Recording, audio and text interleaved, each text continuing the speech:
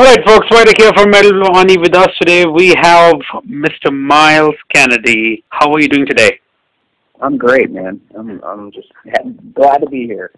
Absolutely, man. Now, I just want to say something before we actually, talk about the record, that this is such a beautifully written album. I mean, Year of the Tiger. We, in fact, had a chat a couple of months ago during the last leg of the Alter Bridge tour where we discussed about this. But after listening to it, I can totally relate to each and every word that we discussed. A gem of an album that nearly filled my heart, even as it breaks it. Wow.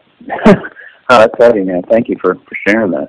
I want to make a point pretty much very clear, because as I started listening to the album, I realized that, obviously it's a different style. You're touching the country side, the blues side. There's a music in you which you've probably grown up with and which you're inspired with, that you're expressing on this album. Something which I felt more comfortable and refreshing, and that led to what we call as the realm of the repeat button. I kept on listening to it again and again and again, trying to find those bits and pieces which I might have, missed during my previous trials.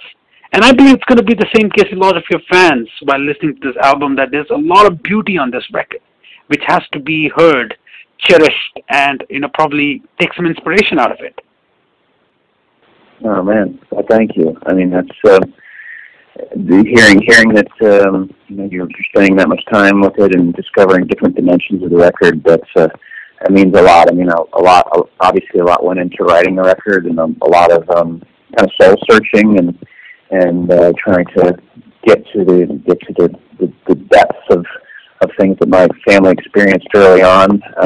But hearing the way you beautifully articulated that really makes it all worthwhile. So thank you. Great, man.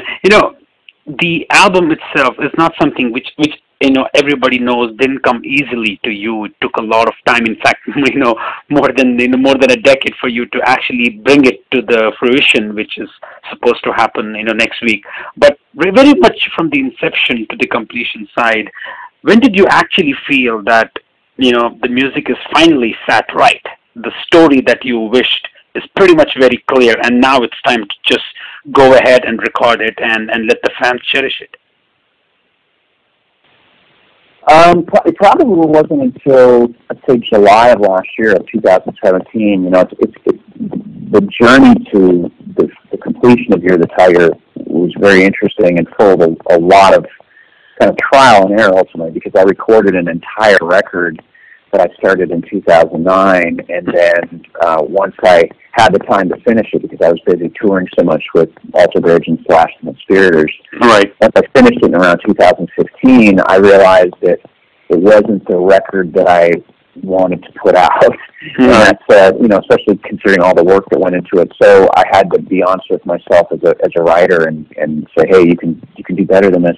Let's start over. So I started writing an entirely new body of work, which is like the Year of the Tiger. So it was all and done. I had the demo, and once I had all the demos recorded, which were very, very sparse, very simple. I kept it that way intentionally, where it was just acoustic guitar resonator in the vocal track, instead of spending a bunch of time, immersed in MIDI world and trying to make these perfect demos. But I still felt like the songs stood on their own without a lot of bells and whistles, and that's always a good sign. So, yeah, I think I knew I was ready probably in the middle of last year. That's great, because it's a different style for you. You're someone who can write a pretty good hard rock, metal album very easily, but a style like this, contemporary rock, a lot of different musical styles. Writing this takes a lot of time, and also, like you said, a lot of demos that you've written. Were there any moments where you had to discard some because it just didn't fit your vision on this album, which probably you may try to revisit in the future? Yeah, absolutely. Actually, there's quite a few songs. I mean, I think I completed 20 songs for this record, for the new record for Year of the Tiger. So there were quite a few that didn't make the cut, that for whatever reason, either they were just too dark, or I felt like there were better songs that should make the cut. And then there were some songs that I didn't even demo that I was that I thought might work in the realm of Alter Bridge. So I kind of set those aside for that. But yeah, that's always the hard part is deciding which of your babies is going to make the cut. You know, that was difficult.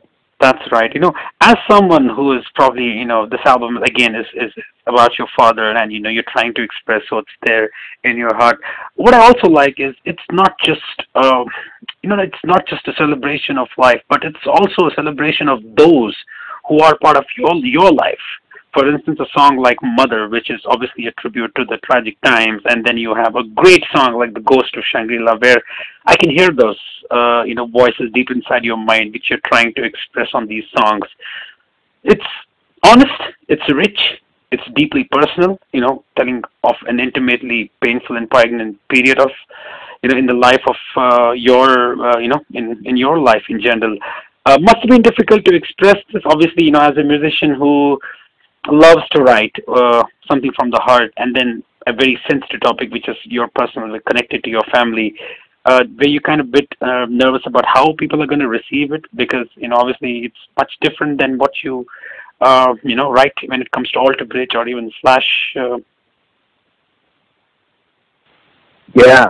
I mean, I think there was a part of me where it crossed my mind, but I think I made a pretty conscious decision early on to serve the songs and do what was, you know, what was going to be the most honest, take the most honest approach. And when you're telling a story like this, you can't really, you know, you kind of got to lay it out there if you make that decision. And one of the things as a songwriter that I've always felt passionate, especially as I get older and do more, have been you know, been in the game as long as I have, is I really feel like the songs that resonate the most with people are ones that tend to be the most honest and have a certain amount of truth.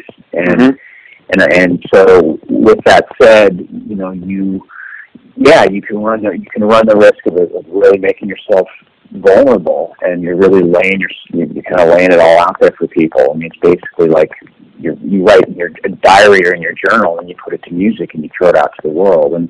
And so that's something that was in the back of my mind, but I had to set that aside because at the end of the day, what was most important to me were the songs and making sure that I documented them appropriately and to be fearless. You know, I think that, you really have to. One thing I've learned as a creative person is that, you know, fear is the enemy at the end of the day of everything. Fear is just it's a four-letter word. All that's going to do is stifle your creativity. So you just have to serve the song. Absolutely. You know, vocally on this album, you're singing a lot in the lower register than probably some of your fans may be used to it, and that's where I explored a different side of MYLES Kennedy as compared to what I hear on Alter Bridge. Again, you know, it was you know, a great decision to explore your voice, which probably may not fit with Alter Bridge, and letting your fans get a deeper insight on your voice. Was it something you planned how to approach vocals on this album? Because obviously the style is different and the way you're expressing it is also fairly different.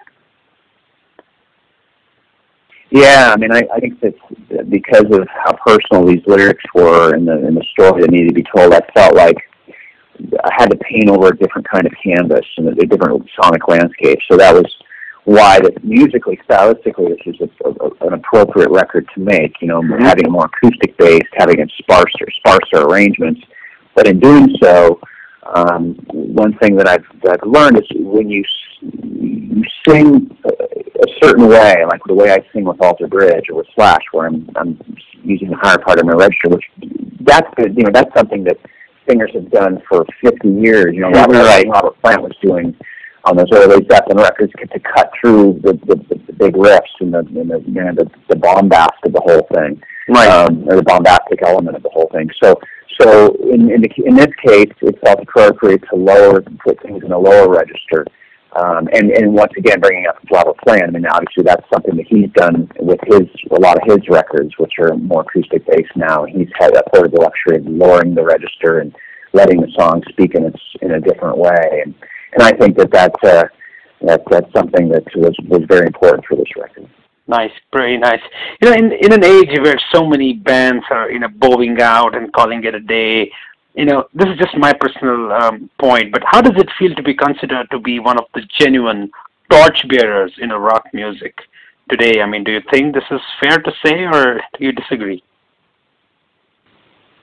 Well, I mean, I think that obviously as the years go on, a lot of the architects of the style will start to, retire or whatever. And so it makes it so those of us who've been doing it for a while, and we continue to just try and pass it on and keep the flame alive. Maybe not to the degree that, obviously, a lot of the bands that were around in the 70s, it was such a special time for the music because it was evolving and it was still so fresh and new. Right. And now, obviously things are very different. It's a very niche market. It's not, hard rock doesn't have the massive appeal that it did back in its heyday. But at the same time, there are those of us who still appreciate it and love it and respect it as an art form and do our best to continue to, preserve it. And so that's, and hopefully for the next generation, right? And then the whole new batch of young artists will come up and they'll carry the torch as well. And we'll keep this thing alive. Which people said was going to die a long time ago, and it's still alive, which is beautiful. Yeah, fantastic, Miles. Miles, you're going on tour. You're visiting states. You're obviously visiting UK as well. What are your plans? I mean, obviously, are you going to have some of your friends play some instruments for you, or it's just going to be you on stage, singing out and playing acoustic guitar? Yeah, at this point, most of it will be myself and some acoustic guitars, and I'm have my first gig on this tour next week, so I'm excited. It's a little nerve-wracking to stand up on stage all by yourself. It's going to be a new thing for me. But I'm also I'll have a friend accompany me on a few songs, which will be cool, and it's going to be an evolving process. So I'm excited to take it on and see where it takes me. Fantastic. Obviously, Mark is busy with The Dying Machine, which is probably going to release in a few months, and obviously you have a tour coming up. Anything discussed about Alter Bridge at the moment?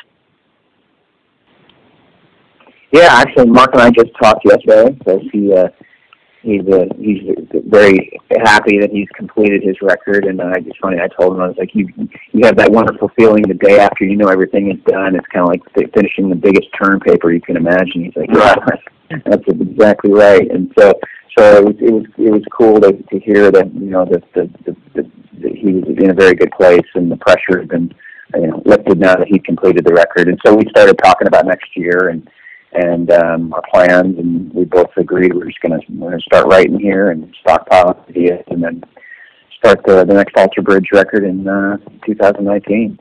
So 2019 is the year of the bridge. Year of the bridge. Awesome, dude. No, thanks a lot, man. I'm going to sum up by asking you just a simple question. Describe the sound, the essence, the vibe of Year of the Tiger in just one sentence. I think it's a very personal glimpse into what my family experienced in the Year of the Tiger. Bingo.